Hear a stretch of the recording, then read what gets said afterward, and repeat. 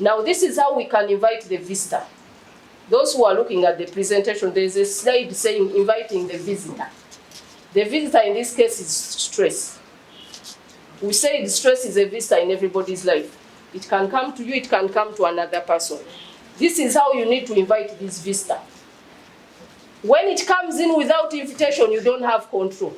But this is how to invite stress. Subjective comparison.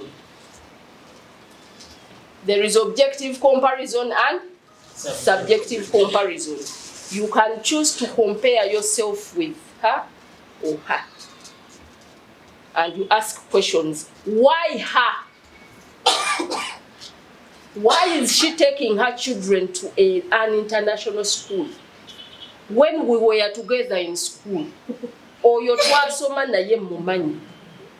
how can she drive a Benz when we are working together in a university? We all know our salary is not mega. So if she's driving a Benz, I must also drive the Benz. You have invited Madame Stress. If you want to drive a Benz, you better lay down strategies of how to drive a what? That is objective comparison.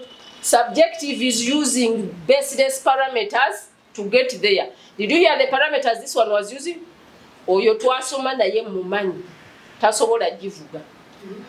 Oyo bamuzala gomba abo bakopi begomba nga agivuga atya. So that is the subjective comparison. When you want to invite stress, go for subjective comparison. The other area is to yearn for appreciation. Many times we help people in life. All of us have helped people.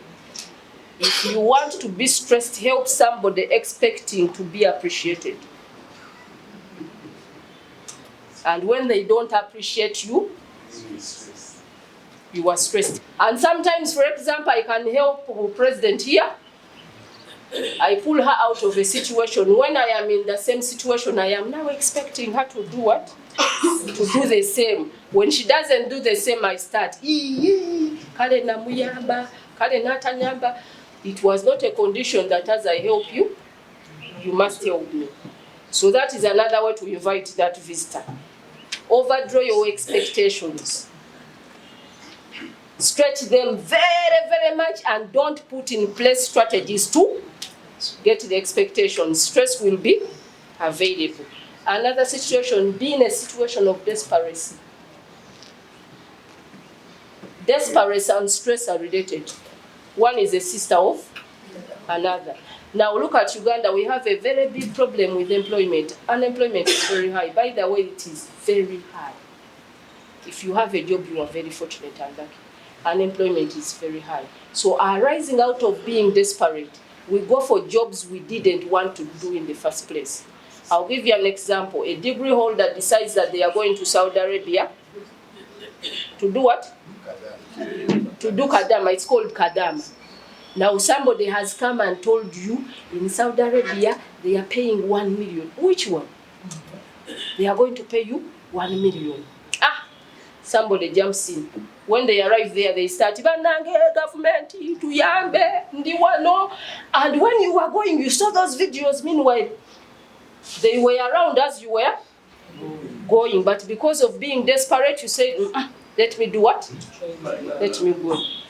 Another way to invite the visitor is to look for somebody to blame. Look for anybody to blame at any one time over anything. If a problem happens, there is somebody to blame.